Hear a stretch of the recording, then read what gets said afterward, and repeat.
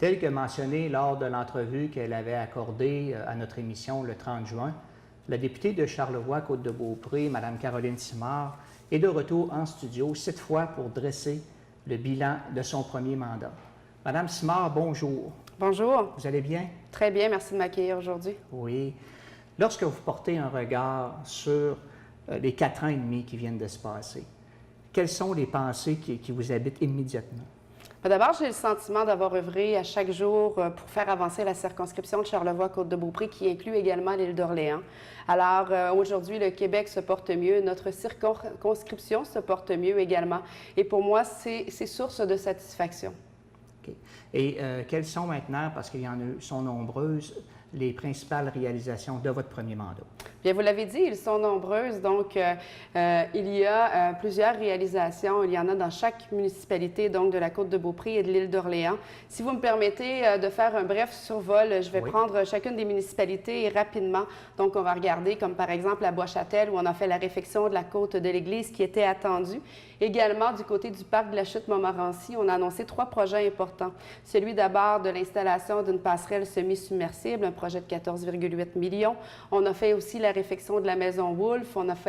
On a annoncé la réouverture enfin donc de la guérite du côté est du parc de la Chute-Montmorency à l'Ange-Gardien.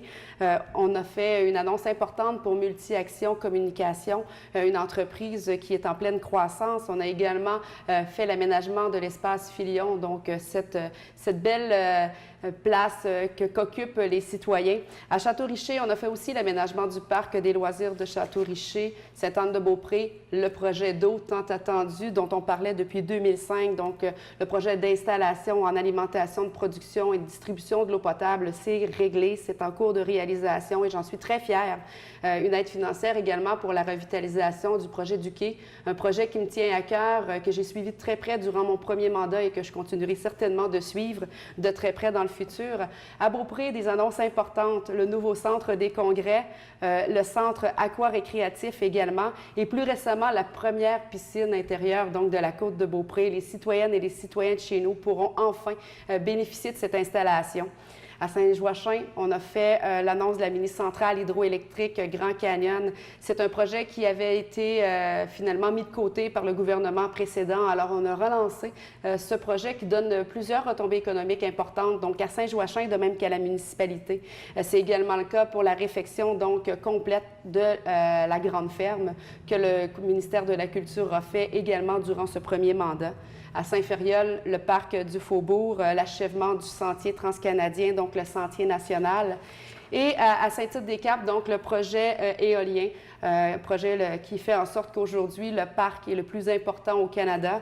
On a branché les foyers, donc on a donné accès à Internet haute vitesse à plusieurs foyers de Saint-Tite-des-Capes. On a installé des bandes rugueuses également. On a construit des tunnels de cervidés pour assurer la sécurité de nos usagers de la route. On a prolongé les clôtures. Alors, il y en a beaucoup du côté de la côte de Beaupré comme de l'île d'Orléans, où en 2015, on a annoncé la construction d'un nouveau pont à Auban, dont la mise en service est prévue en 2024.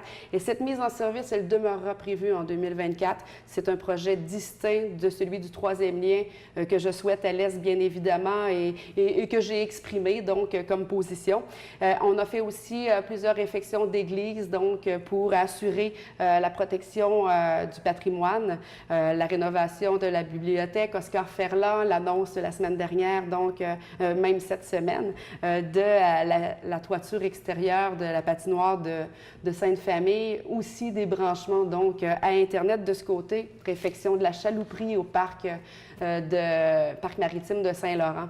Et cela, c'est sans compter les annonces qui ont un impact direct sur l'ensemble du territoire, c'est-à-dire, par exemple, le fonds de la région de la Capitale-Nationale, qui au départ devait être dédié à la Ville de Québec.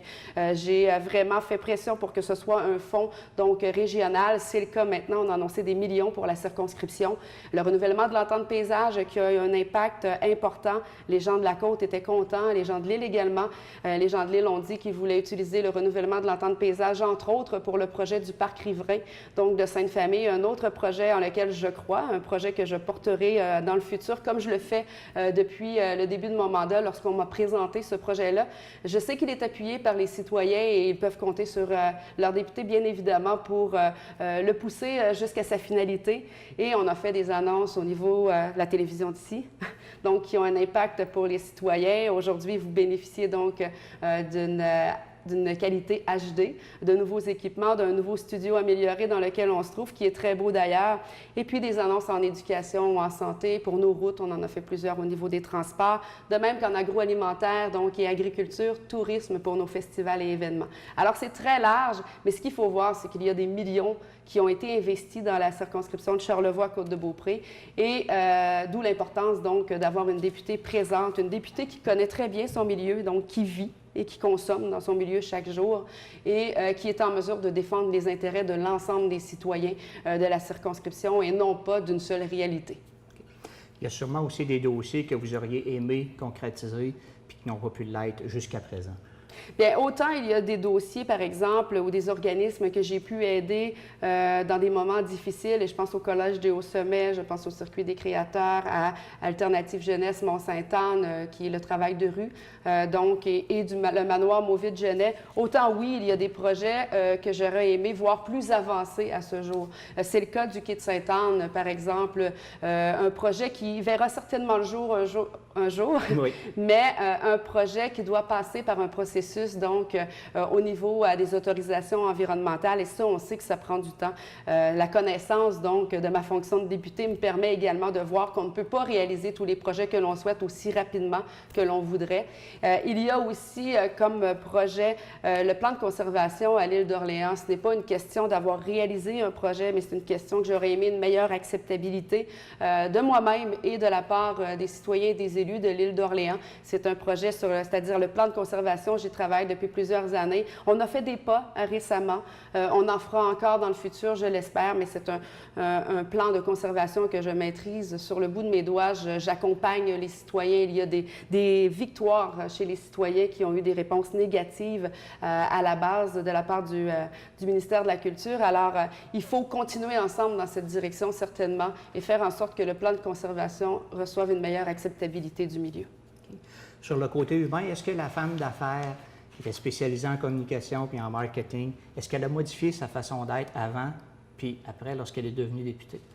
Elle est demeurée la même, certainement, avec la même proximité, avec le même intérêt pour les gens, de considérer une personne comme étant un être à part unique et non pas un numéro, comme souvent on peut le reprocher à des députés ou à des personnes qui sont en poste de pouvoir. Pour moi, le citoyen, c'est la base. Je dois être en contact avec lui pour bien exercer ma fonction.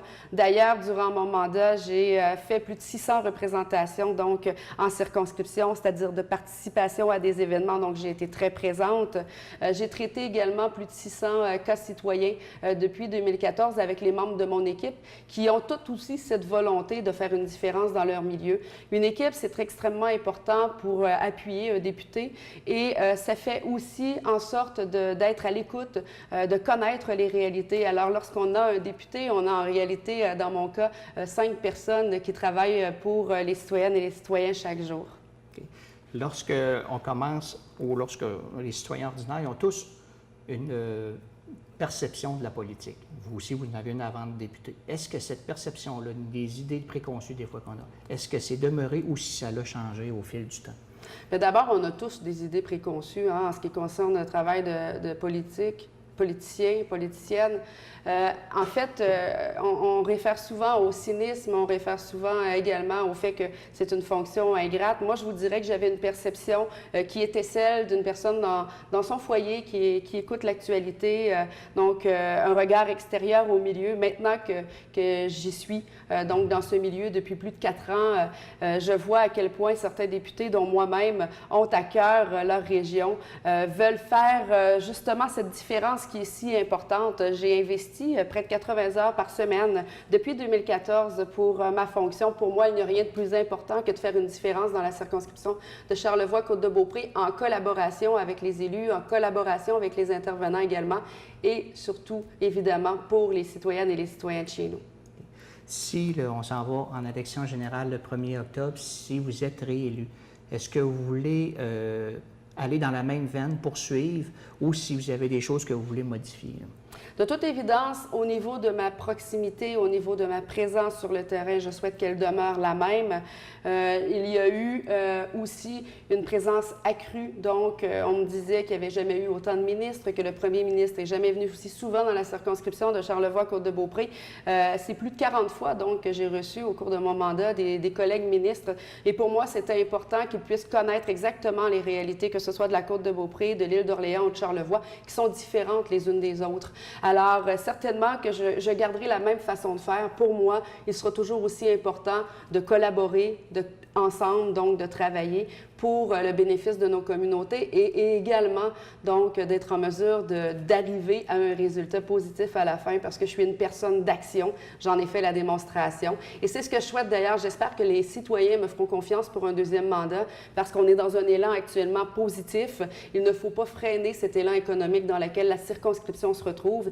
Et le 2 octobre prochain, moi-même et mon équipe, nous serons déjà en place dans des bureaux que nous connaissons, avec des dossiers que nous connaissons, pour assurer cette continuité-là qui est extrêmement importante en ce moment et qui permettra justement la réalisation de projets comme celui du quai de Sainte-Anne, comme les ajouts, donc la bonification du plan de conservation que l'on souhaite, la réalisation du projet également du parc riverain et bien d'autres encore qui me sont présentés puisqu'il y a encore des citoyens qui viennent me voir en cette fin de mois de juillet pour me présenter des dossiers, donc des promoteurs de projets qui souhaitent que dans l'avenir, je les porte donc jusqu'à leur réalisation. Alors, Mme Simard, je vous remercie pour cette entrevue. Je vous souhaite de belles vacances, un bel été.